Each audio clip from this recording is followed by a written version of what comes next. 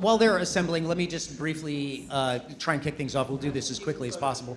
But my name is Michael Mark Cohen. I'm a professor at the University of California, Berkeley in American Studies and African American Studies.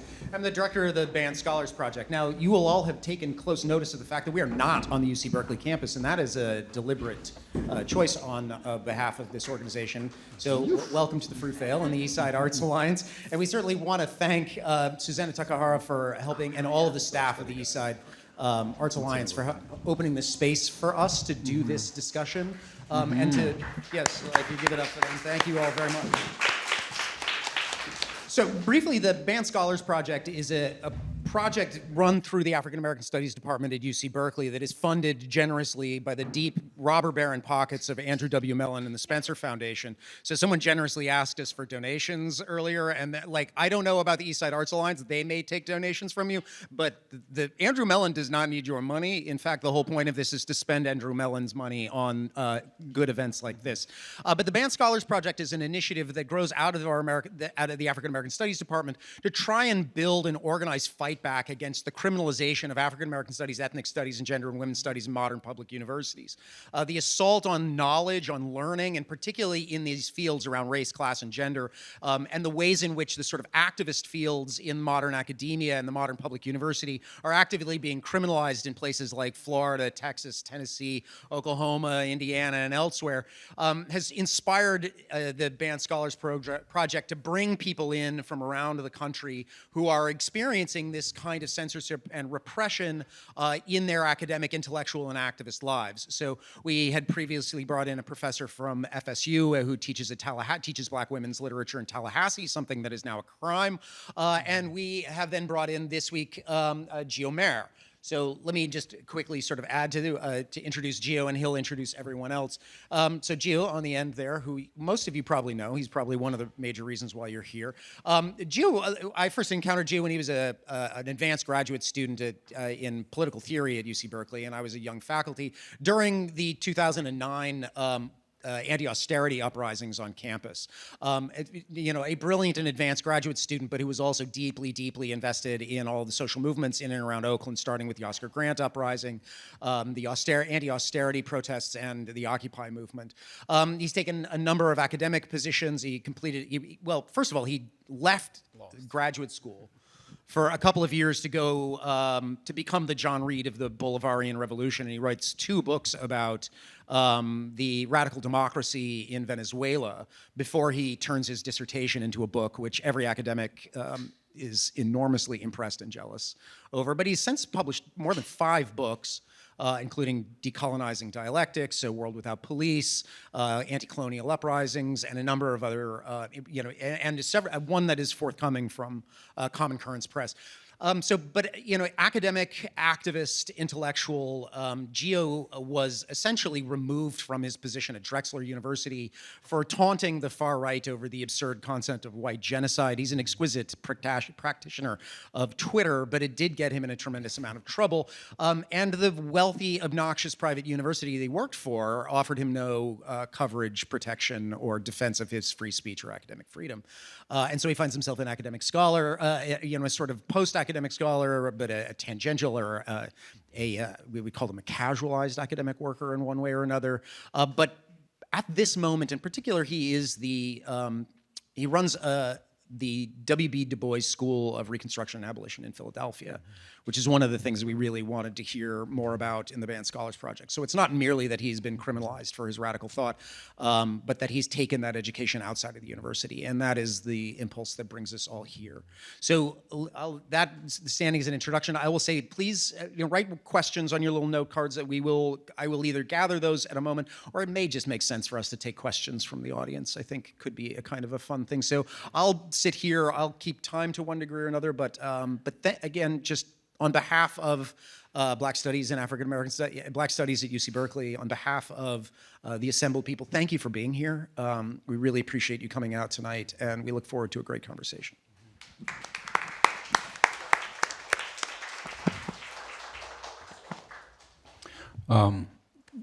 Thank you so much to Michael, to Barbara, who's back at the table, who's also played a massive role in making this happen.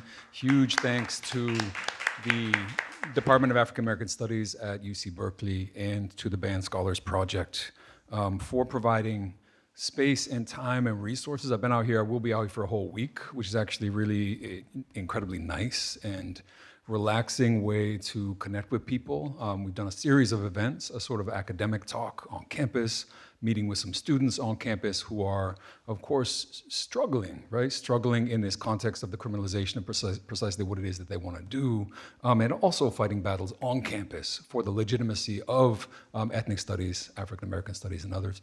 And tomorrow morning, after this incredible event, I'll have the opportunity to speak to hundreds of students over at Berkeley High School, which is another really great part of the dedication that FM Studies at Berkeley is showing to the the project of this kind of thinking, right? I am incredibly flattered and blessed to be here with, with these three wonderful comrades. They are people that I've admired, some from a distance, people that I have sort of interacted with over the years, many, many years ago, and have been able to sort of, again, through this project, have the opportunity to reconnect with and to offer a space in which we get to hear the wealth of what they're thinking and what they're doing and the kind of organizing they're doing, and think a little bit in this space about the ways that we can build on that, and above all, to build solidarity among the different movements that we all represent here, not just up here, of course, but you all here in the crowd. And so we'll do a little bit of that toward the end of the conversation. We'll have a slight sort of active component where people can divide up, connect with each other, be able to do so without this sort of relationship from the stage to the chairs, and connect with the people up here on the stage as well. And that's part of what we do over at the Du Bois School. And I'll say a little bit more about that in a second. But first, I want to introduce these incredible comrades and colleagues. And I'll introduce all of you right now, then I'll say a few words about what we do in Philadelphia, and then I'll hand it over to the crew. Directly to my left is Mohamed Shehk, campaigns director for Critical Resistance. Many of you may know Mohamed, a national grassroots organization working to abolish the prison industrial complex. He supported CR's campaigns to shrink and end policing programs, such as ending Urban Shield, fight against new prison and jail construction projects, including stopping new jails in San Francisco and Los Angeles, and close down existing cages, most recently in shutting down 3 state prisons in California and working to end ICE detention in New York. He's also been engaged in amplifying international solidarity with people's struggles outside of the US and supporting the Palestinian movement for liberation. So please give first a hand for Mohamed, yeah? Yes. Love to hear it, man. Next, we'll hear from Harsha Walia, writer and organizer based in Vancouver, unceded Indigenous coastal Salish territories. She's been a grassroots organizer in migrant justice, anti-capitalist, feminist, abolitionist, and anti-colonial movements for the past 2 decades, including through collectives and coalitions such as No One Is Illegal, Defenders of the Land, Boycott Israeli Apartheid Campaign, and Anti-Capitalist Convergence. Her day gig is an anti-violence service provider organization supporting survivors of gender-based violence. She's the award-winning author of one of the best books that I've ever read in my life, and I'm not even exaggerating, Border and Rule. If you haven't read it, pick it up, as well as Undoing Border Imperialism, and co-author of Never Home, Legislating Discrimination in Canadian Immigration, as well as Red Women Rising, Indigenous Women Survivors in Vancouver's downtown East Side. So thank you for being here, Harsha.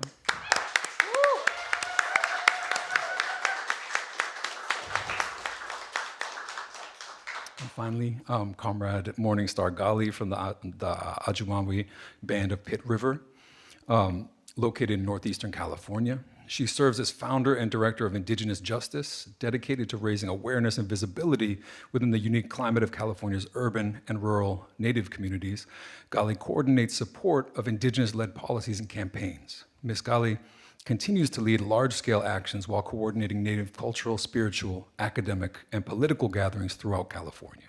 She's deeply committed to advocating for Indigenous sovereignty issues, such as missing and murdered women, and missing and murdered Indigenous women, and people's climate justice and gender justice, and sacred sites protection on behalf of the tribal and intertribal communities in which she was raised. She served as a volunteer and an advocate on behalf of incarcerated and formerly incarcerated indigenous peoples in California, working with a number of indigenous-led grassroots organizations in the Bay Area for over 2 decades. So please help welcome Morning Star as well.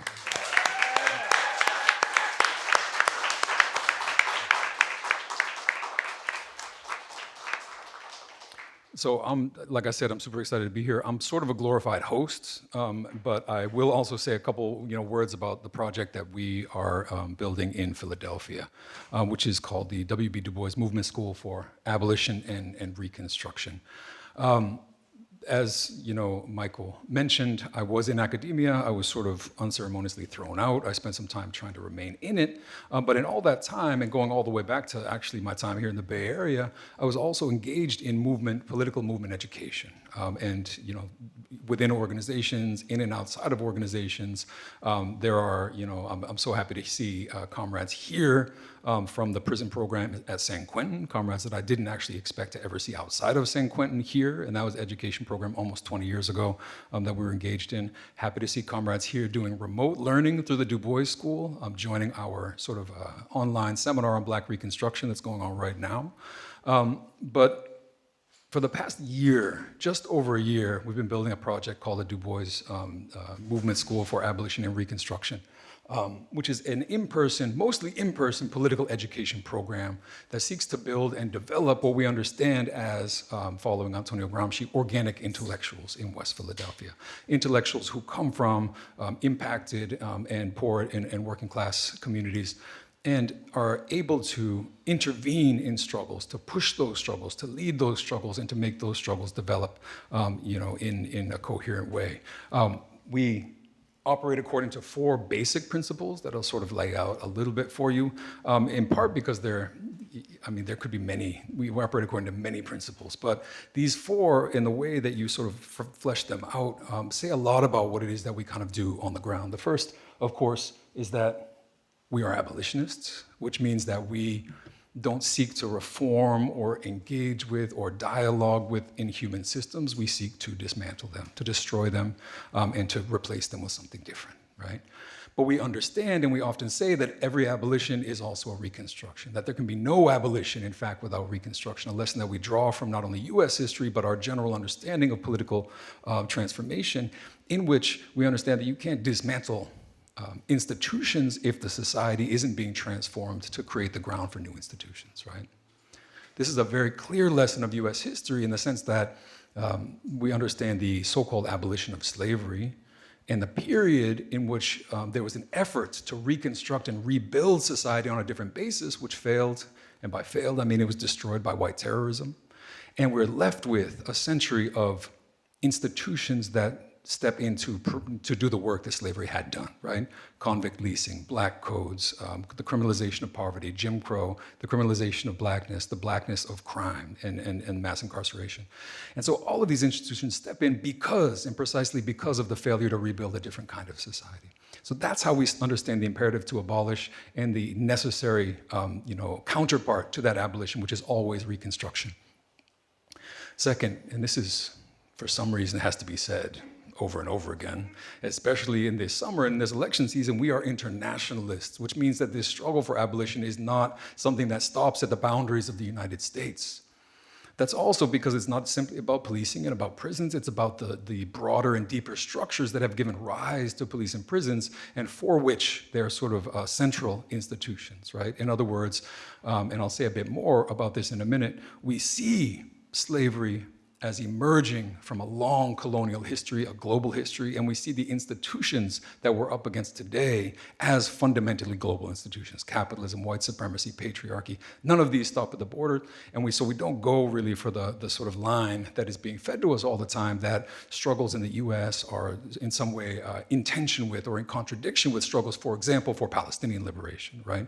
Struggles for migrant justice, against borders and for border abolition. This is all part of how we understand our international internationalist project. And we do internationalism in practice, which is to say, when we engage in education, we bring people from across the city from many different struggles. There are struggles against displacement in Black West Philadelphia.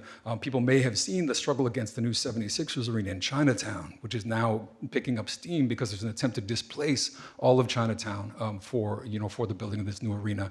And many struggles coming together that share similar parameters. And we develop solidarity and a practical solidarity in the space by doing that kind of work. Thirdly, we do intersectional analysis, not intersectional in the sense that you have these different parameters of oppression that sort of neatly intersect at some point, but because these parameters emerge together historically and out of the same histories, patriarchy, capitalism, white supremacy, colonialism are all part of one singular system that emerges and the way that it emerges and spreads across the globe. And again, that's a parameter that has importance in practice in the sense that we build in the space a sort of prefigurative structure of support and family that we hope will represent the world that we want to build, right? We take these questions seriously in the space as well.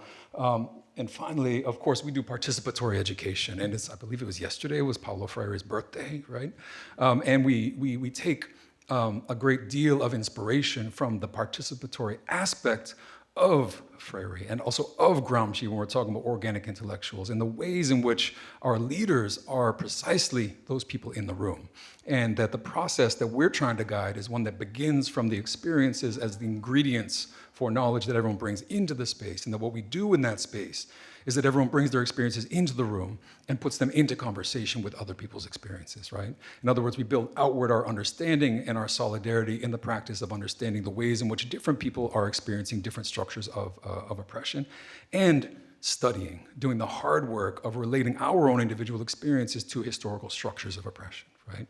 That's the work that we do, and it's the process of building organic leadership that is sharp, that is able to analyze, that thinks about, again, we don't do just training of organizers in skills, right?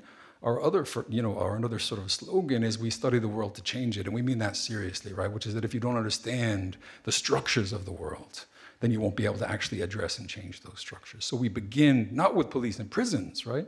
We begin with the origins and the history of capital and colonialism and slavery and white supremacy to arrive at an understanding of police and prisons which understands their relation to those deeper structures, right? And can confront them on that terrain. So that's a bit of what we do in practice. And we just launched our third semester. We just had our second week. I missed it the other day, which was very, very sad for me. And we're coming up on 200 students who have moved through our 12-week intensive study and movement building seminar. It's a really beautiful experience that we're sort of looking to build on. For people that follow it, there's a little QR code. You can learn a little more. You can follow us on our socials as well. We had one facilitator who was sent to federal prison, but he has just returned to us, and we are sort of super excited to begin building with him again. Ant Smith, you can look up about him. There's an article that we did for Teen Vogue about what we do, but also about his case over the summer, so you can check that out as well. The theme that we conceived of for bringing together these comrades today was the sort of tripartite relation between abolition, decolonization, and education. And that's basically all of the prompt that I gave you all was like, what do these have to do with each other, right? And obviously I have opinions about how these things fit together and the fact that they do in fact need to fit together. And so, just to flesh out a little bit of the way that works in terms of what we do at the Du Bois School or the Abolition School, as we've already sort of hinted at, we locate slavery and its legacies in the long history of colonialism as the expansion of capitalism across the globe. This is all one process, right? As capital is expanding, it's looking for ways to engage in what is often called primitive accumulation. In other words, the violent, decision to be able to hyper-exploit certain communities over others, and to use the violence of the state to do that. That happens everywhere. It involves the breakup of communities, indigenous communities across the globe, and the rendering available of those people as either, enslaved people, otherwise feudal people, as laborers, or if anything, it renders simply the land available, as we know in the sort of more extreme variants of settler colonialism, right? This is what happens, and these pieces emerge together historically, and that's the way that we fundamentally locate them in relation to each other.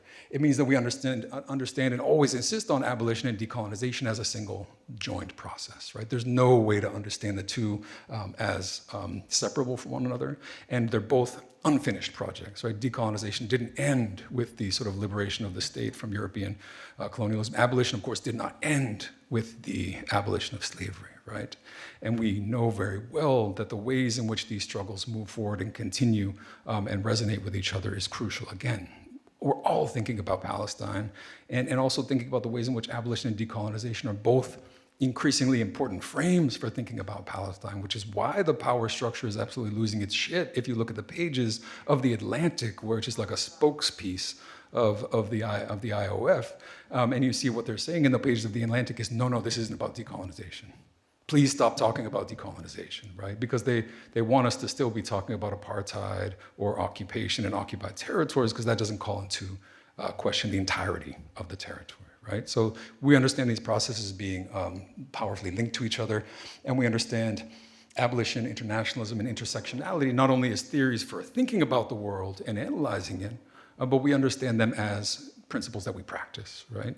We understand the work that we do to be collectively building that solidarity, building that intersectional and internationalist sort of revolutionary cohesion within the spaces as we work to study together. And again, this means bringing organizers together from different struggles across the city, allowing people to, again, deposit their understanding of those struggles. What it is that they, our second week, the one that I actually missed the other day, is one of my favorites, because we do this mapping activity called What Are We Up Against, right? Where people break up and they say, like, what are the institutions we confront each day, right? And everyone says different ones. And then people begin to draw connections between those institutions, right? And they begin to understand. And then the groups rotate around in like a gallery walk, and they begin to draw connections.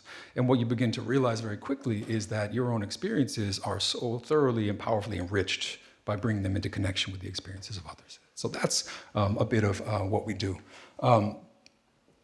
That's all I have to say, thankfully. And now we get to hear from the sort of main event. Again, I basically gave very little in terms of a prompt. And so retroactively, I'll add some prompts up here that people can bear in mind, although you already will have sort of thought about what you want to say. What is the relationship between abolition and decolonization on a basic level? How have movements bridged these and other gaps in practice, right, concretely on the ground? How do we build and deepen anti-colonial and abolitionist solidarities today and moving forward for the future? And what is the role of political education in those struggles? How do we understand the need to educate and the way that education can uphold and reinforce these pieces? So, you ready? Yeah? You got to answer all the questions now. Okay. They were just sprung on you. With that said, please give it up again for Mohamed.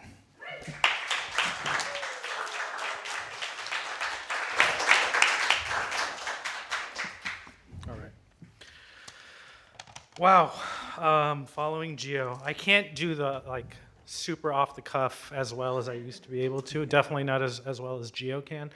And I really want to emphasize that we got very little direction.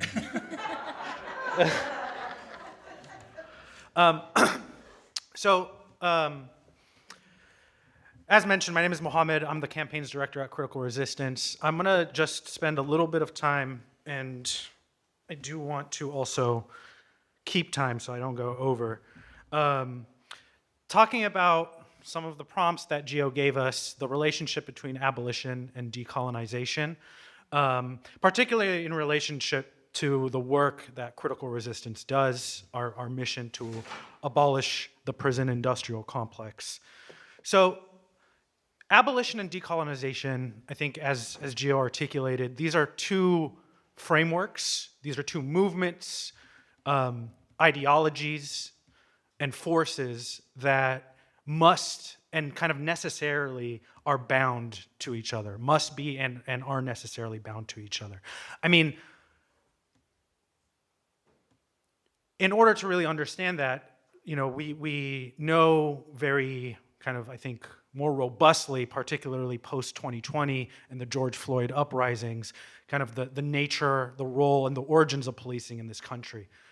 But in just looking at the origins of policing as initially coming out of militias to capture runaway enslaved people, right? People escaping slavery, on the one hand. On the other hand, to also facilitate the encroachment of white settlers into native lands and to then serve as defense forces for those settler colonies, the areas that were captured, right?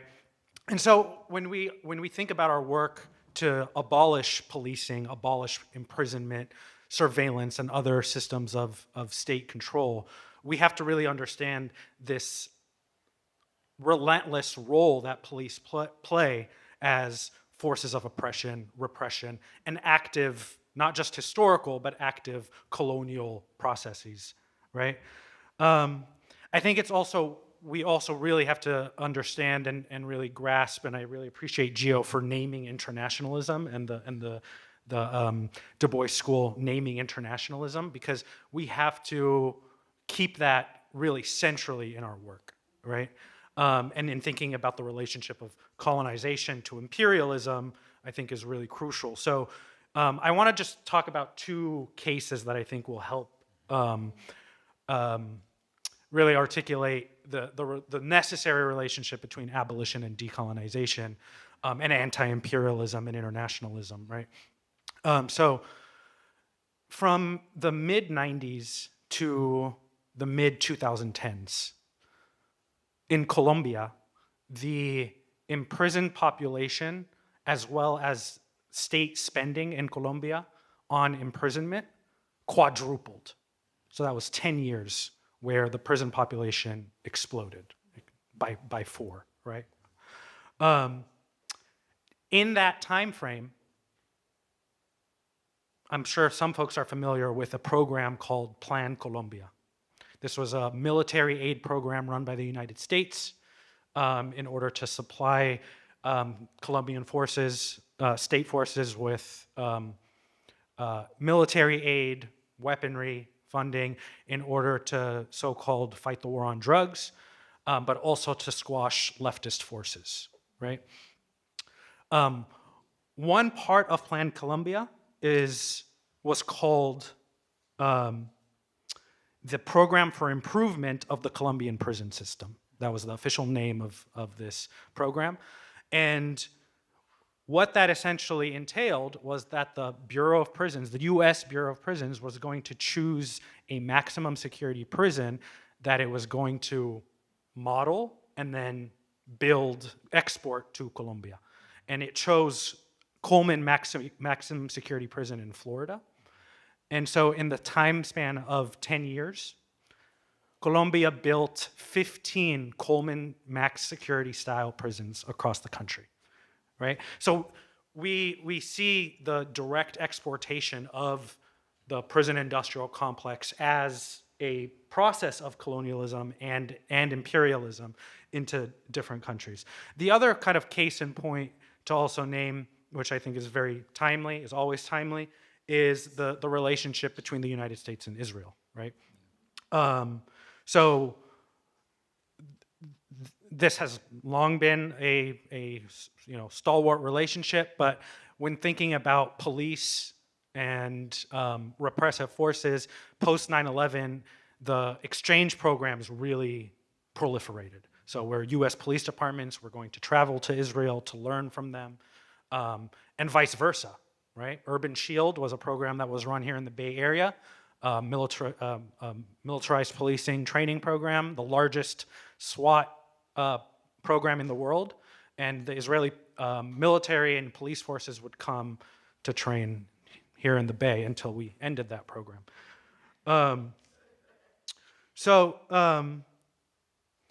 There's the military and police exchanges, the billions and billions of dollars that are given, right? And it's not simply that the US just provides funding to Israel because it's an ally, which that's definitely part of the reason.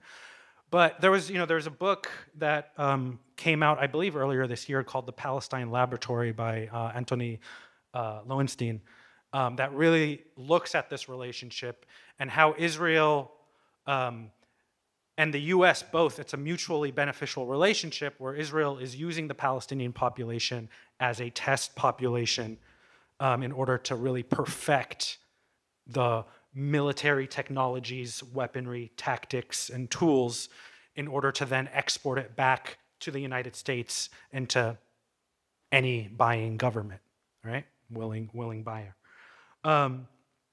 So this is why the Israeli state and Israeli companies, Israel is one of the largest exporters of ankle monitors, right? It's also why just this year, for instance, Elbit Systems, which is Israel's largest weapons manufacturer, just got awarded a multi-million-dollar contract to build, I think it was 500 surveillance towers, like virtual surveillance towers on the US-Mexico border, right? So it's a mutually beneficial relationship. And when we're thinking about the work to abolish systems of surveillance, policing, and imprisonment, it has to include a decolonial analysis, right? And understanding that the ways that these systems are helping to entrench, have helped and continuing to help entrench colonialism and imperialism. So that's all shitty, right? I want to talk about education, but as part of that, talk about some of the work to resist. So I mentioned Urban Shield. That was a five-year plus campaign to bring an end to this program, right? It took many years, many people, many organizations, many individuals plugging in their individual capacities to put an end to this program. That was a Department of Homeland Security funded counterterrorism program, right? And CR was part of that along with many others across the Bay Area and even across the country. We're seeing similar levels of waging a resistance to Cop City in Atlanta and the over 60 Cop cities that are being proposed to be built in different parts of the country. But the resistance, the Stop Cop City movement in Atlanta has been truly inspirational, and they continue to hold it down. There is a fight that's kind of related also in Atlanta called the Stop Gali program. Gali is the Georgia International Law Enforcement Exchange Program that facilitates exchange between Atlanta and Georgia police with the state of Israel, amongst other repressive countries, right? So there's a fight that has been kind of in different iterations over the years, but they're really kind of hunkering down to try and figure out how they're gonna abolish this program, right?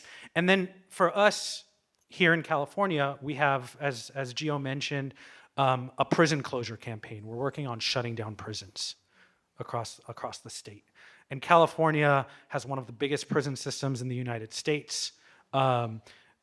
California's prison system kind of outweighs the prison systems of many whole countries, right? Here in California, Newsom wants to build a California model for the prison system, where it's inspired by Norway's prison model. All of Norway's prisoners can fit inside one California prison, right? So the point is not to try and reform the prison system to make it more rehabilitative or kinder or whatever. It's to get people out. That's the work. We need to decarcerate and we need to abolish the prisons, right? As part of that campaign, political education is really important. We use materials, produce materials collectively, zines, pamphlets. We do workshops, right? Hold collective spaces. I mean, the school, the photos from the school you showed are beautiful. We try and mimic that through collective and public workshops that we hold to really both raise awareness about the campaign to get people plugged in, but also then to further engage people on abolition more broadly, right? And one of the kind of relationships, we had started actually a conversation with Indigenous Justice around this campaign, because so far we've been successful in shutting down 3 state prisons. Our short-term goal is 10, right? We want to abolish them all, but our short-term goal is 10. And California had a total of 35, right? So if we're able to abolish 10 prisons, close them down, that's nearly a third of the state's capacity to cage people, right? Part of the reaching out to Indigenous Justice, Morning Star's organization, is we've been in conversation internally about, okay, the prisons are closing. We want to close more. How are we also rematriating the land that the prisons are on? How are we either just completely dismantling the actual structures of the prisons themselves or repurposing them? And so we've been really kind of thinking hard about what are the best ways to wrench that land away from the California Department of Corrections control and to put it into indigenous stewardship, right? So I think this is just one example of the ways that abolition and decolonization can really be kind of in conversation deeply and in joint struggle with one another. And I think that's the end of my time. So I'll stop there, so I won't. Thank you so much.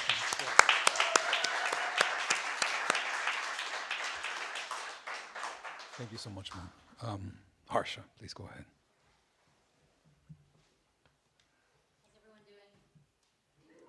How's everyone doing? Good. Hi, everyone. Good evening. Thank you all for being here. Thank you for sharing your time with all of us today. Thank you, Geo, for the invitation to be here. Thank you, everyone, for your labor in making this possible.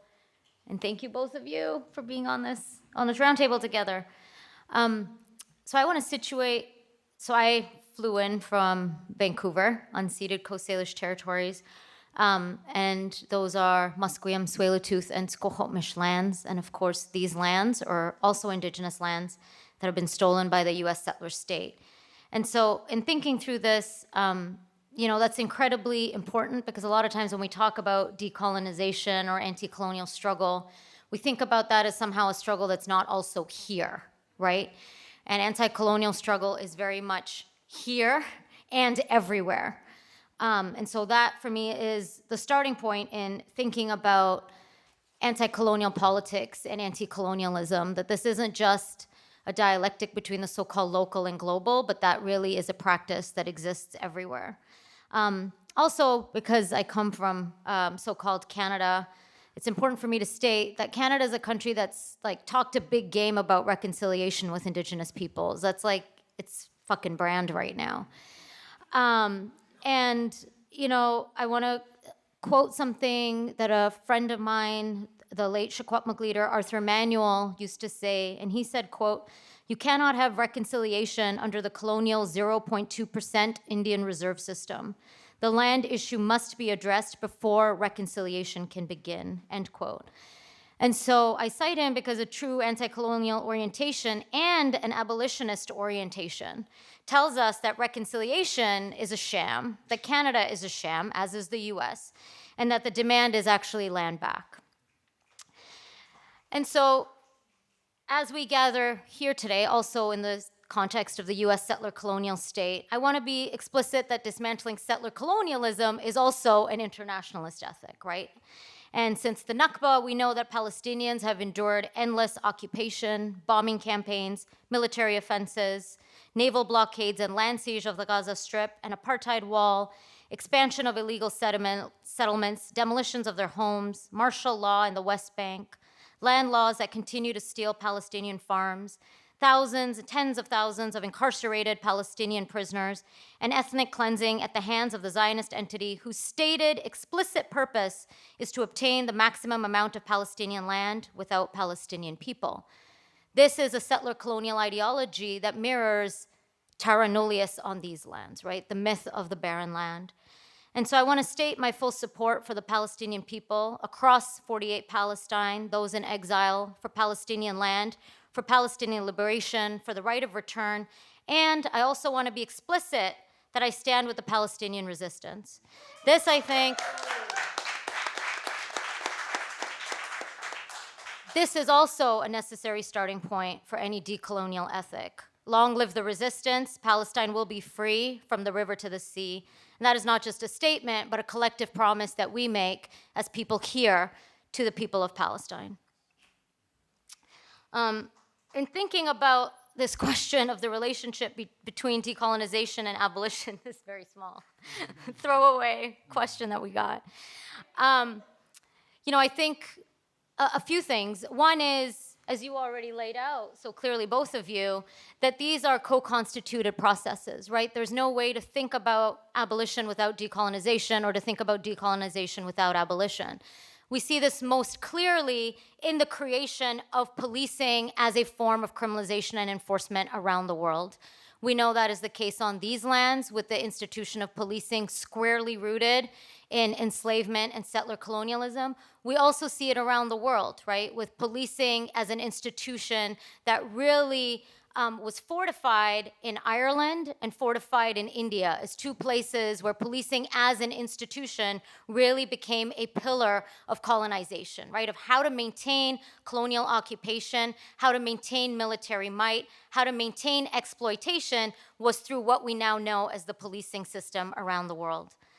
In the context of the US and Canada, places where we reside, a decolonization and abolition also really centrally forces us to contend with Black-led and Indigenous-led struggles in our organizing towards liberation. They orient us in a very particular way. They critically help us understand that the system was designed this way, it is not broken, which is why what we want is not reform, but abolition and reconstruction and a collective horizon.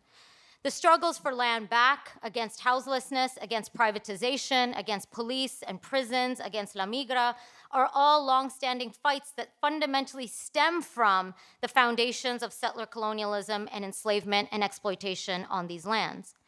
Abolition and decolonization underscore the reality of racial capitalism and racial empire of the world today. They both highlight how colonialism and capitalism are co-constituted and how racism and capitalism are also co-constituted. So basically that means we have to dismantle it all. I think more specifically, as we know, decolonization requires the abolition of policing and everything that policing represents, which is not just the police, but policing as a wider system. And abolition requires the dismantling of colonialism. So we know that if these violences are constituted through each other, then freedom is also necessarily made together. I think what is really important to think through here is that sometimes, especially in the context of often thinking about struggles as so-called single-issue struggles, which the nonprofit industrial complex is really ingrained in so much of left struggles. So sometimes decolonization is understood as a squarely indigenous issue. Abolition is sometimes understood squarely or primarily as a Black liberation struggle. But I want to stress here that these are, again, co-constituted. And I think we only need to remember our histories where political education becomes so important in spaces like this. The American Indian movement, one of the key pillars of AIM and one of the key demands of AIM was an end to police brutality, reminding us that indigenous liberation and land back is fundamentally tied to abolitionist struggles.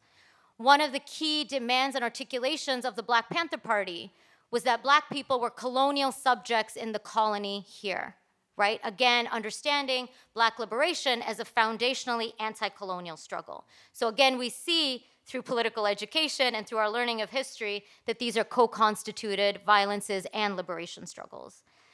I also want to stress again that in the context of abolition, where you left off, Mohamed, is that we have to understand that the legal punishment system, the carceral system, really was foundational to settler colonial warfare against indigenous people. Forcing indigenous peoples onto reserves and reservations, the criminalization of culture and family and kinship structures, segregation and containment and incarceration of indigenous peoples is part of settler colonialism. In Canada, where I live, what became the National Police Force, now known as the RCMP, was specifically created to attack indigenous nations who were refusing to surrender their lands, so specifically against indigenous uprisings. And so similarly, conversations about decolonization are incomplete without reckoning about Black people's, and here I mean globally, historic and ongoing experience of colonization, displacement, enslavement, and relationship to place. And so in this way, especially outside the framework of just the United States, decolonization and abolition are both fundamentally global issues. I think there's a synergy between decolonization and abolition that offers us horizons. Abolition, for example, reminds us that decolonial struggles are incomplete if not also abolitionist. Edward Said wrote, for example, of the so-called post-colonial period, quote, "The newly triumphant politicians seemed to require borders and passports first of all," end quote. We could extend this to all of the ways in which the so-called post-colonial world has militarized policing and repression. You talked about Colombia. For example, the world's largest border force is India's border security force. Mexico now has one of the world's largest immigration detention networks. The Philippines drug war has outpaced the US's for years now. And of course, there's so much that we could say. We don't truly live in a post-colonial world, right? Like, that's not reality. And of course, imperialism hugely influences what Mexico does, for example, in its externalization of the border. And of course, what the puppet regimes in the Philippines are doing as well, under Duterte and others. So of course, we live in a world marked by racial empire and imperialism. So what I'm saying here is not that we actually live in a post-colonial world, but what I'm saying is that abolitionist frameworks are one crucial method through which we can arrive at that conclusion. And so I have a slight bias, but I think especially understanding how critical borders are to colonialism, literally lands being carved up by colonial powers, and how abolishing the border is so important is one way in which we see the relationship between abolition and decolonization in very concrete ways around the world today. Literally, for me, abolishing the border is a critical linchpin between abolition and decolonization. It connects carcerality to global racial empire. No Borders is an anti-colonial vision and an abolitionist orientation at an international scale that refuses the apartheid logic of who can live where and under what conditions. In a climate where today everyone is talking about the rise of fascism in the United States and around the world, I would argue to be anti-fascist is to refuse the logic of othering that is inherent to the border. To be anti-fascist is to be anti-border, is to be an abolitionist, is to be an anti-colonial organizer. And so these are the ways in which understanding decolonization and abolition and internationalism together helps us to realize that liberalism is not the antidote to fascism. We don't need more diversity, we don't need more inclusion, we don't need more genocidal first women of color presidents. What we need is an anti-capitalist, anti-colonial solidarity that is the pathway to liberation, to abolition, and to decolonization at a global scale. Abolitionist and decolonial histories also teach us that struggle is long. It's not about singular victories, and that the alternatives we create are very much part of the path that we also need to walk. The ways in which we honor indigenous jurisdictions now, the ways in which we learn to care for the land and waters now, the ways in which we create alternatives to carceral systems now, the ways in which we commune together like we are doing today now. These are not just stepping stones to some utopic future in the distant future. These are actually not, this is not some like light at the end of the proverbial tunnel. This is the light that we make together now, today. These are continuous creative processes that imagine and make life in the present. The last thing that I'll offer is, for me, internationalism is critical. And for me, internationalism is the place where abolition and decolonization also converge, like literally at the site of the border. Internationalism for me is not international solidarity. It's not about a local versus global framework that it's sometimes, I think, understood as. It is the idea, as you both have pointed out, and I'm sure you will as well, that the local is a mirror to the global and the global is a mirror to the local. The imperial boomerang effect, as César taught us, is that colonial repression rebounds back to the imperial core. See, he was writing, of course, on European fascism, right? But if we're thinking about the entanglements here in places like the US and Canada, then of course colonialism is not just rebounding, it is a founding precondition of the imperial core. And so we see this starkly with the expansion of COP cities and IOF training, which you already mentioned. We see it in the long arc of US counterinsurgency in Latin America as a literal template for the US war on drugs within its borders that has now cemented what we can think of as the police and military continuum, not as separate institutions, but existing on a similar continuum, with companies like Elbit, which you also mentioned, building surveillance towers on Odom territory at the US-Mexico border, the apartheid wall in Palestine, and implementing some of the harshest border controls in the Mediterranean. So for me, thinking about internationalism is not overwhelming. Sometimes it can feel like the world, right? We are thinking about the world. But to see violences as interconnected also means that we can fight violence in a so-called elsewhere place, no matter where we are, right? So it means that we can take action against companies like Elbit, no matter where we are. And that's hugely important, right? Because right now, I want to lift up all of the amazing organizers around the world shutting the fuck down of Elbit, and people who are being criminalized, right? Because that is what the carceral system is intended to do, to criminalize resistance, but are still coming back and shutting down multi-billion dollars worth of a weapons company, right? So understanding violence as interconnected means that no matter where I am connected to people's liberation. I don't have to physically be somewhere else to contribute to global liberation, right? So that is, for me, the flip side of all violence is connected also means that all liberation is connected. And no matter where we are, we have a role to play in unraveling that shit. James Baldwin said, quote, "My own condition as a black man in America tells me what Americans really feel and really want, and tells me who they really are. And therefore, every bombed village is my hometown," end quote. This is why freedom for Palestine, freedom for Haiti, freedom for Sudan, freedom for Kashmir, freedom for Turtle Island, freedom for Congo, freedom for Kurdistan, freedom for Hawaii, and freedom for all colonized people towards abolition are interlinked struggles. I think the other thing that internationalism teaches us is that we have to be thoughtful about our approaches to liberation. Huey Newton said, quote, "We must transform the world into a place where people can live. We are chiefly interested in the survival of our people, but not at the expense of other people," end quote. And I think that is the other thing that internationalism offers us, which is like, it's not about a social studies class and like, sitting there as a textbook and learning about every place in that kind of voyeuristic Christopher Columbus-y way, extractive way, right? It is about political education that teaches us that if we are going to be in struggle, we have to make sure it is not at the expense of other people, right?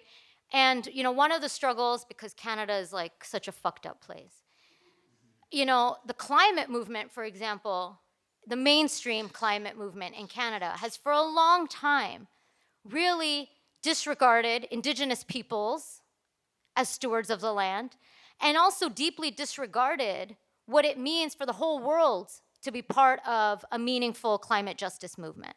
So for example, articulations of a Green New Deal, right, that say like, okay, we're gonna move to renewables, but we don't give a shit about the extraction happening in Congo, is a position that is anti-internationalist, right?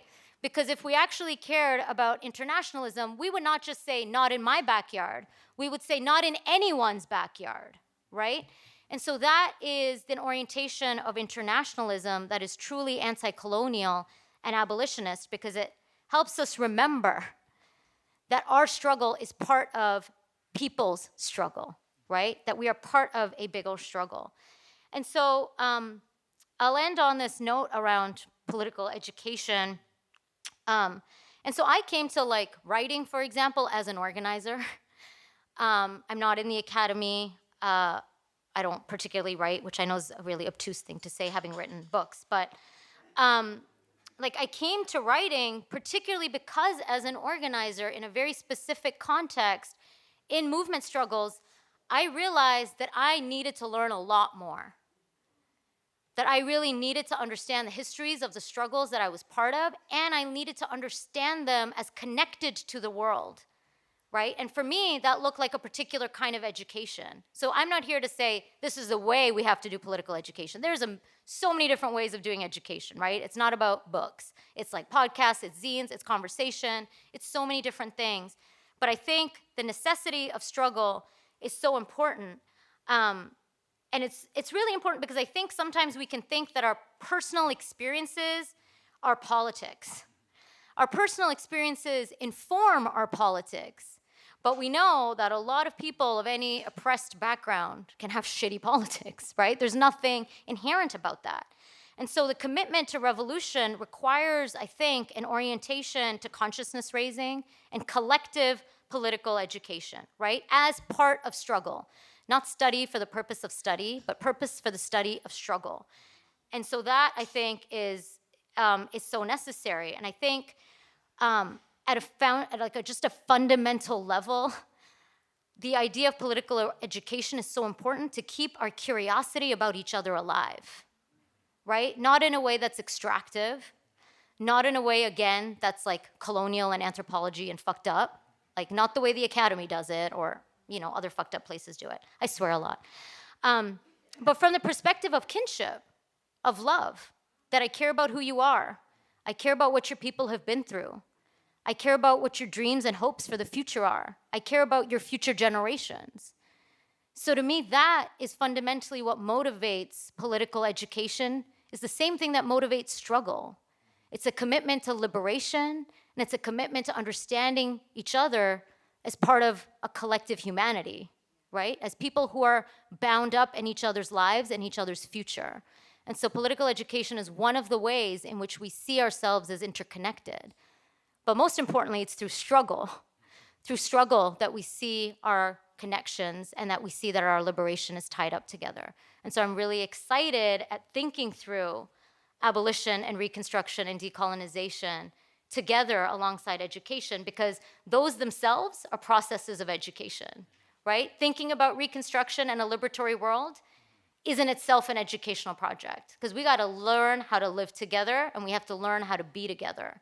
And so that in itself is also part of how I think we dream this up together in order to actually do it together. Thank you.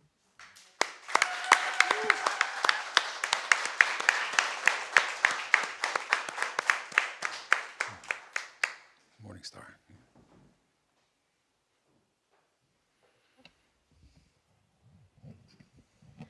Morning Star Gali, ilik atage chi'i, ma ajumawi is chi'i. My name is Morning Star Gali. I am a member of the Ajumawi Band of the Pit River Nation. It's located about 4 hours northeast of here in what is known as the counties of Shasta, Lassen, Modoc, and Siskiyou, which for anyone familiar with that knows that it's controlled by right-wing militia, that we still very much deal with settlers in the area that and Native peoples as well that really buy into this state of Jefferson, and so that it's the militia that is still very present on our tribal lands, and that we are continuing to fight. And I was born here in Oakland, California, born here on Chochenyo Ohlone lands. I want to acknowledge my relatives that are here in the room, my Dakam, my uncle that's here in the back, Bruce Gali, and my youngest daughter, Ha'Aliyah Wamikdawila. She's my children, my 3 older children have spent a lot of time here at EastSide Arts Alliance over the past 20 years. And so thank you to Suzanne and to all of the really amazing folks that help to keep ESAA going, and just really grateful for this space. And it always feels like coming back home. I want to start, I usually don't start with offering a land acknowledgement. Land acknowledgements are not for Native peoples. They're primarily for non-Native peoples. But this one that I'm going to offer, it was in this space that I was actually here last, where we held a memorial service for my good friend and relative that I organized with over the last 20 years. He passed away at the end of December. His name is Clee Benally, and he wrote a book called No Spiritual Surrender, Indigenous Views on Anarchy, and so it's now sold out and in its 3rd printing. And so if you have not had the chance to pick it up, we have some books on pre-order here that we will be delivering to the bookstore next door. But I think that in the context of this conversation, I would like to share some of these words. And we've this was originally written for Flagstaff, Arizona, where He lived in Dene territory in Kalani, but I'm going to, we've updated it here for Oakland because, of course, when we are talking about settler colonial spaces and, the ongoing occupation of indigenous lands, it applies all over Turtle Island. Land acknowledgement. The jails of the city of Oakland are filled with Black and indigenous bodies. We suffer an epidemic of institutionalized racism and legalized anti-homelessness. Statistically, 1 in 2 indigenous people living in here faces arrest. Land acknowledgement. Will those without shelter freeze to death? Empty buildings, empty houses. Land acknowledgement. The city of Oakland maintains a contract of $330 million on police, rising to $353 million in 22-23, $358 million, and $364 million in the 20 to 24 and 25 projected budget. Land acknowledgement. Oakland politicians continue to profit off of our desecration, off of cultural genocide, the desecration of the sacred. The spiritual violation of our ways is being directly connected to the suffering of our relatives on the streets. Desecration is not possible without dehumanization. Land acknowledgement. Before 1492, no one was homeless on these lands. Oakland is stolen occupied lands. The ghostly nightmare of colonial violence still haunts these streets and flows with trash, blood, spit, and the refuse of this brutal ongoing history. The city of Oakland makes a land acknowledgement, yet you spit in the face of indigenous existence. No land acknowledgement will ever be enough to heal the open wounds of ongoing colonial occupation. How do we heal while our hearts are still being cut open? Amidst this trauma, amidst this ongoing desecration, how does the land acknowledge us? We can't even recognize ourselves, our power, and we dance and beg for scraps of recognition. To acknowledge the land is also to recognize our mutual responsibility to resist. Acknowledge your responsibility, acknowledge accountability, and act. Tonight, before you sleep, acknowledge the violence of your dreams that floods these streets and desecrates the sacred. In power and remembrance of Andrew Maupin, Oscar Grant, and all stolen relatives on stolen land. And again, his book is No Spiritual Surrender, Indigenous Anarchy in Defense of the Sacred, a searing anti-colonial analysis. So start there by saying decolonization is always abolition, but not all abolition is decolonization. I think it's important to address that, and the speakers here have done a really good job. I'll put that into kind of a local context and personal experience, that I was born here in Oakland, California. I was born right down the street on East 27th and Foothill, which was known at the time as the Aim for Freedom Survival School, which was the Oakland American Indian Movement House.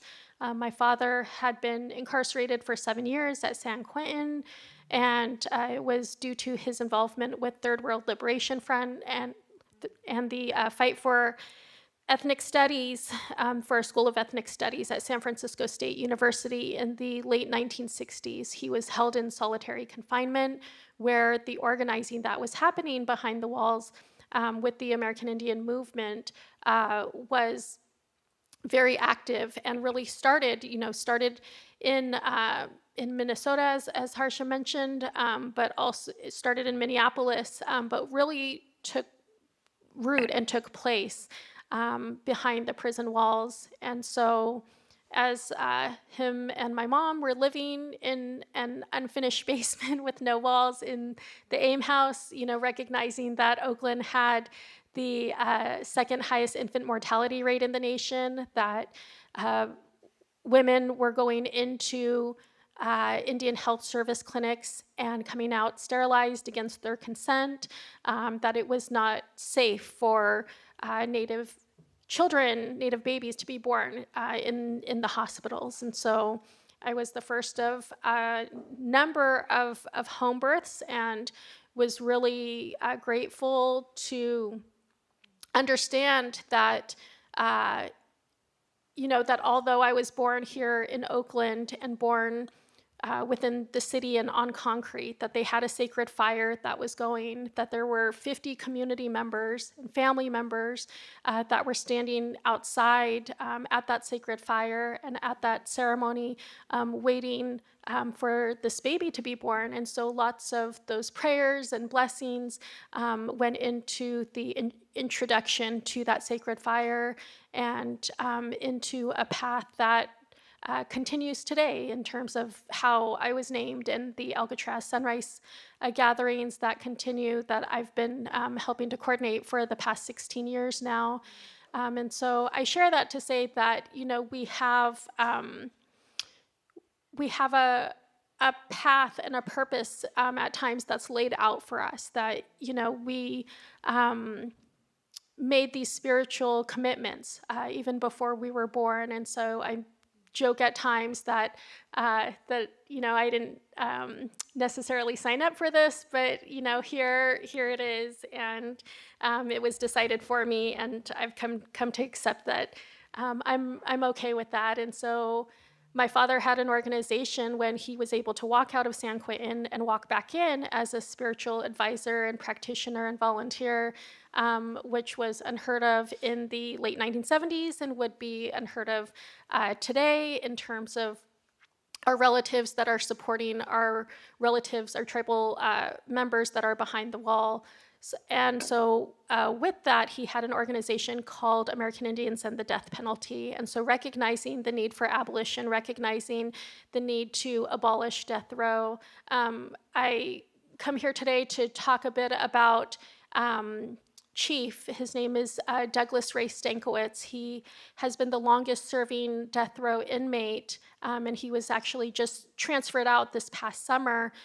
He was transferred down to Central California to CFF, but we were participating and attending in the evidentiary hearing for Douglas Ray Stankiewicz after 47 years of him being incarcerated here in California on death row. When we talk about abolition and we talk about the destruction of a prison and prison walls, thinking of how Chief has shared over the past 4+ decades that it's only been 4 to 5 times that he's been able to put his feet on the grass when he walks out, that, in being able to participate in ceremony, that is still a very real issue and very real challenge to where Native peoples are not able to pray in the way that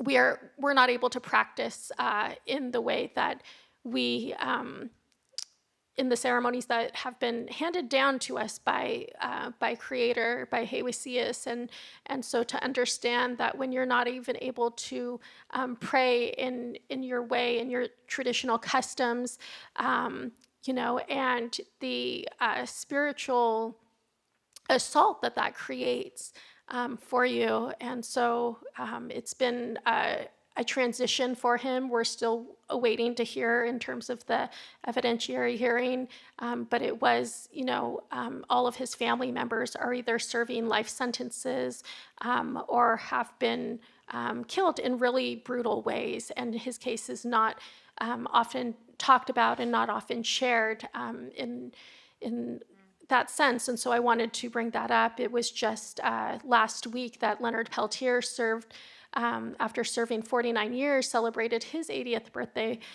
behind federal prison walls. And so really understanding that these are close to 50 years, 5 decades for both Chief and Leonard Peltier in this sense. There's so much to share, and I know we may be running out of time, but I just wanted quickly my uncle comes and he hangs up these flags and, sharing that act of solidarity. It was actually at the state capitol in California for a missing and murdered Indigenous peoples event. And some young kids ran off with the Palestinian flag that was gifted to him by Palestinian youth movement organizers. And he was just so upset and so distraught that happened at the state capitol. But it was also really fitting in terms of, what California represents as a state here and what California represents.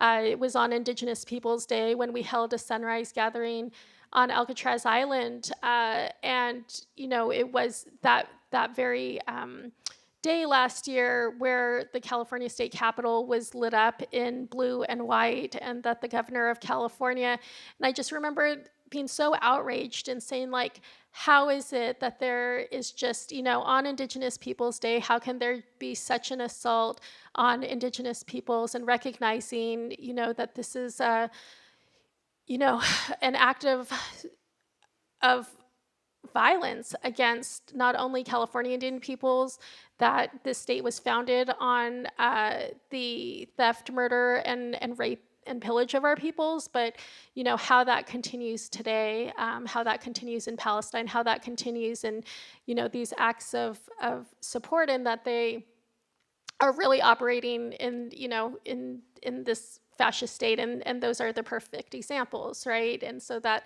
I shouldn't have been as outraged as I was, but recognizing that, of course, that's what's going to happen. And of course, when you're talking about a state that was, founded on the genocide of Indian peoples, that those acts of violence are going to continue today. And so I will just stop there. I think this is a conversation we could have for many hours, but really grateful to the other panelists here and to all of you that showed up to hear some of these words today. So, tolokoito.com, all my relations.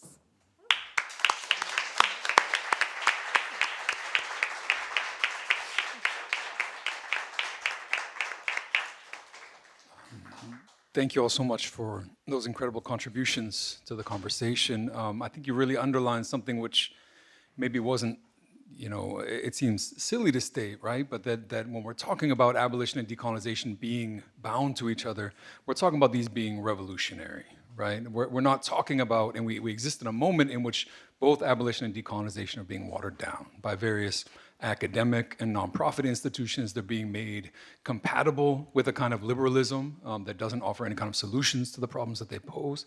And that's an incredibly dangerous threat, right? And so the need and the imperative today to bring them into conversation with each other and to remember that they're not compatible with settler states, that they're not compatible with the liberal sort of rights, that they can't be held hostage, for example, by the lesser of two evil logic that we're being confronted with in this particular moment, I think is a crucial contribution that everyone has helped to underline. Thank you all for listening. We are going to ask you to do more than listen, though. We're going to do, and just to try to bring a little bit of movement and a little bit of participation and a little bit of energy into the space, we're going to ask people to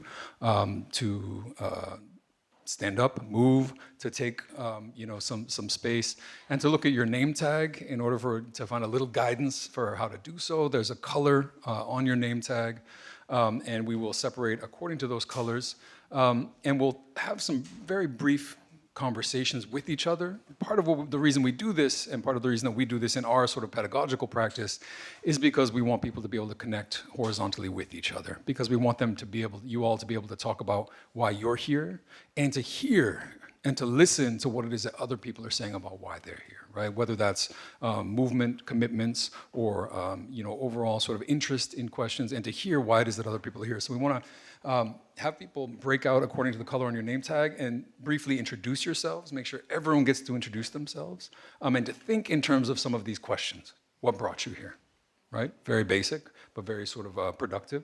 What struggles do you contribute to or hope to contribute to?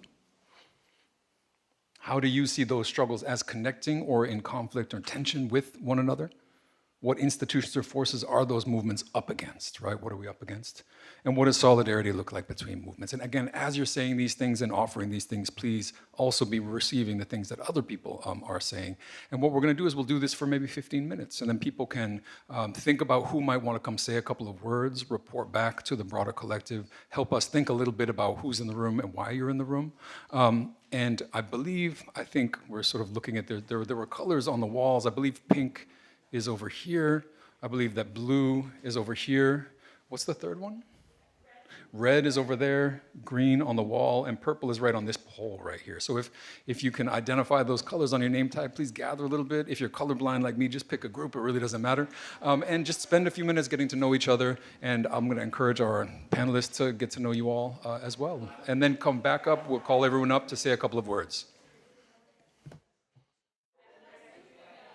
Thank you all so much. The last thing we want to do is interrupt these conversations that I can hear all the energy. I can feel that people are connecting to each other, are learning from each other. We have some time limitations. And so we're going to ask, without stopping these conversations, we're going to ask someone or a couple people from each group to just stand up, grab the mic, say a couple words about maybe things they said, things that they heard. And if particularly these groups over here can move just a little bit so the camera can get toward you, that'll help, with their sort of documentation of this. And we'll start over here with this group that I was a part of. And we'll be very quick if we can, just a minute or two.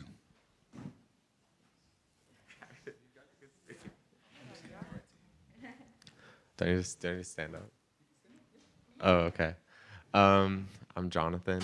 I do a lot of union organizing and linked up with tenant organizers in the Bay. And we were talking a little bit about the way transmission of radical thought, or for me personally, it was union thought. My mom's in a union, so that was kind of something I grew up with and understood. But for other people, it was different things. And for me, it certainly wasn't revolutionary ideas. And I think thinking about the way that weaknesses in certain organizations or certain spaces or certain sections of the movement can also be related to lack of transmission of ideas, or sort of not those things not being passed down to people. And then what is actually being passed down in sort of different sections of the working class, different communities, is really important, and kind of can also speak to personal ideas about where to struggle, or what struggle looks like, or what is an acceptable compromise, things like that. So, yeah. Thank you, Jonathan. Thank you. Did anyone else in this group have anything you wanted to add? What about this group over here? What were you all talking about, and who's brave enough to jump up and say a few words? I did most of the talking, I think. Oh, all right. Hey, my name's Carlin. So I guess the first question I asked was, maybe we should ask the prisoners what they want. Because the first prison they shut down in California that I know was in Tracy, Dual Vocation Institute. And it was the only prison I know where they taught you actual trades, where you could go out in the street and make a decent living. They taught you airframe, auto body, cartography. And I don't know the reason they closed that prison down. Picked that one of the first ones. But those guys there won't be learning that stuff now. They'll be in somewhere like high desert, or Avenal, or Donovan, where you do nothing but sit in your cell all day. So I don't know if it was just a happenstance, it just happened, or the state is sometimes it gets lucky and does the wrong thing. The other thing is that nobody wants the death penalty, and they're not going to kill anybody in California, but they stopped the death penalty, and now the guys that are getting off the death penalty are getting shipped out. Their lawyers are in San Francisco or the Bay Area. Their families are in San Francisco. And now they're moved out to Nowhereville. So they're off the death row, but they're all by themselves in some prison that they're totally alien. And of course, they closed the prison down. I don't know how many guards work at a prison, probably thousands. They don't get laid off. Where do they go? They still get paid by the state. So there's I don't know if it's something that we have to think about more. And I think we should ask the people that we're trying to affect. They might have some ideas.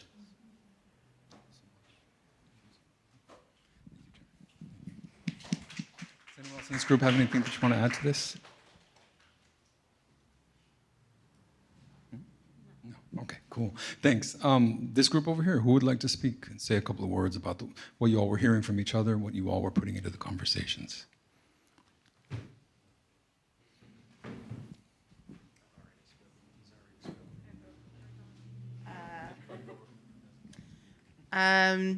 So we each went through the questions because that was the instruction. And half of us are still actually actively organizing and doing things, and the other half of us are either getting back into it or in the school or, and it seems like some of us as well came here today so that we could either learn language around organizing or get back into actually, I'm not good with the words. I also don't know the language. So get back into actually contributing to abolishing or decolonizing prisons and or things outside of prisons. We talked also about what we heard here today that's either moved us and or reignited things in us, which was a prompt question. Some of the common threads that a lot of us were actually connecting around were around different like sectors or factors or movements, even though they're doing different things, still working towards this common goal of either abolishing or decolonizing, or just working so that, you know, the next person is okay. And even though they may not look the same or they may not be the same, actually hearing in this room today that like multiple movements can be working on different things and still be working on the same goal has given us some like faith that, you know, humanity isn't just completely fucked. Did I miss anything? Yes, and no. Yes and no? Okay, thank you. If someone from this group wants to stand up and maybe maneuver slightly over this way to say a couple words. I think I was nominated. Let me know if I'm far enough over.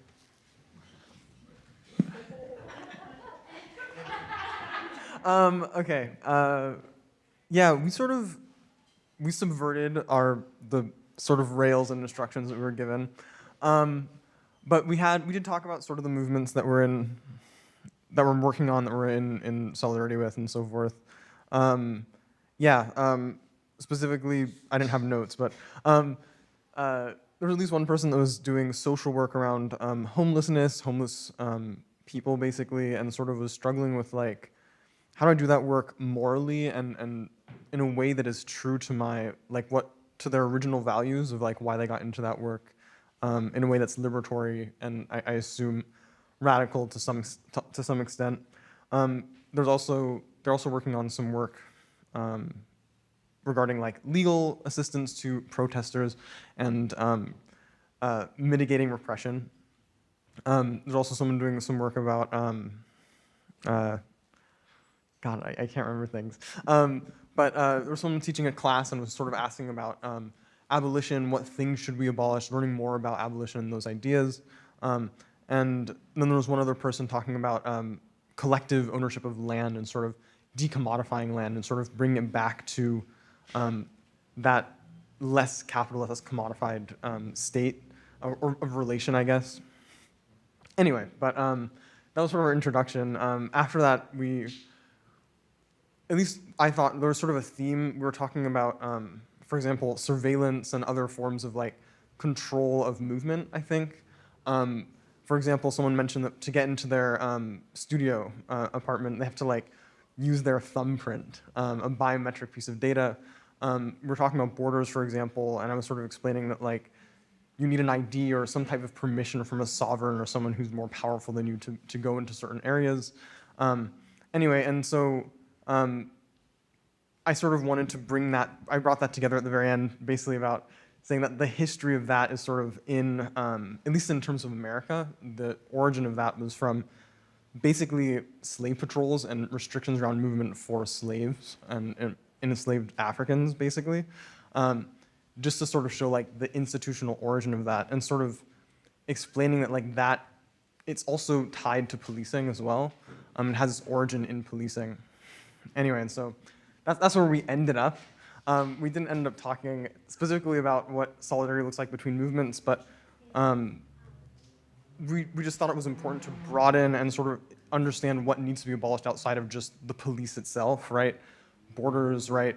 Possibly race, gender, social constructs of that nature, and others, right? You could talk forever about different things that need to be abolished. The state, possibly, right? Like you could continue forever. Capitalism, right? So yeah, so that was what we talked about. Okay. And our final group. Hello, my name is Priya. We talked about a lot of things in our group. I think something that's interesting is that many folks in our group either are students of psychology or are psychology practitioners. So we had conversations about kind of the liberal use of decolonization as a metaphor and how it is a limitation to our movements and how we want to work past that. We talked about unlearning Zionism, how unlearning is a huge part of learning. We talked about Reconstruction and the idea that abolition is both, abolishing the military, the prison industrial complex, but it's also a presence. It's about creating the conditions ripe enough that we can abolish prisons and build a better world for ourselves. We talked about, let's see, what else did we talk about? Yeah? Yes, yeah, the criminalization of educators who are, teaching about Palestine. And I was about to make the point that I work in housing, and housing is such an interconnected issue with, criminalization and prisons, and the recent crackdown on homelessness is very explicitly connected to decolonization, because in the legal text, if y'all are familiar, they make an explicit connection between sweeping encampments of homeless folks and the encampments of students on campuses who are protesting the Israeli genocide. So there's a very explicit connection between, criminalization and the criminalization of protests that are protesting, the genocide and imperialism and settler colonialism, and also that, prisons in a way. I was hearing on a podcast that in this country we don't have a system of housing, we have a system of unhousing, and prisons serve as the decrepit public housing that the state wants to put surplus populations in this political economy of capitalism. So there's so many explicit connections that we can make, and yeah, it was a great group. Yeah, thank you all. Hey, you guys, I'm just going to do this. I'm going to make a shameless plug.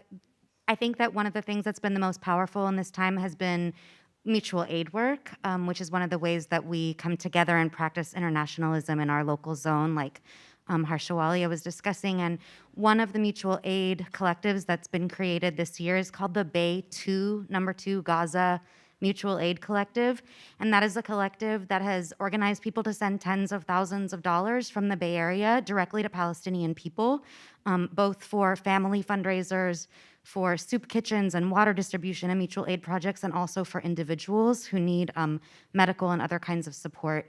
Tomorrow night, we're gonna be having a benefit show at Oakland Secret, which is 577 5th Street in downtown Oakland, and I hope that folks will come. We're gonna have food and music. Thank you. Bay 2 Gaza Mutual Aid, and you can find us on Instagram. you so much.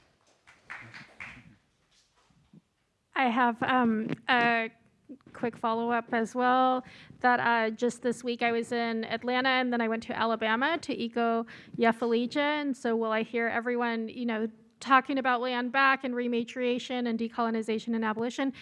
They are actually doing it. It is a liberated space of 1,200 acres where they are speaking and praying and singing fluently in their Muskogee language. And it was just, we cried when we left because we just didn't even want to leave and have to return, to all of that. We are all of the capitalist system that is imposed upon us daily, but it is very much a liberated space and beautiful space, and so it is very much within our reach. It exists, and so I just wanted to share that I'm donating my stipend from tonight to, they have a goal of acquiring 4,000 more acres in the next 2 weeks.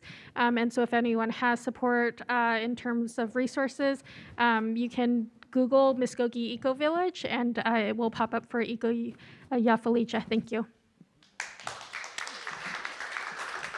Thank you all. Thanks to everyone who came here. Thank you all for taking the time and putting in the energy this late in the evening to share why you're here, to share the things you're feeling, what you're doing, to hear and to receive thoughts from others, and to circulate those amongst yourselves. Please take a minute to thank EastSide, to thank the Band Scholars Project, and especially to thank Mohamed, Harsha, and Morning Star for their contributions tonight.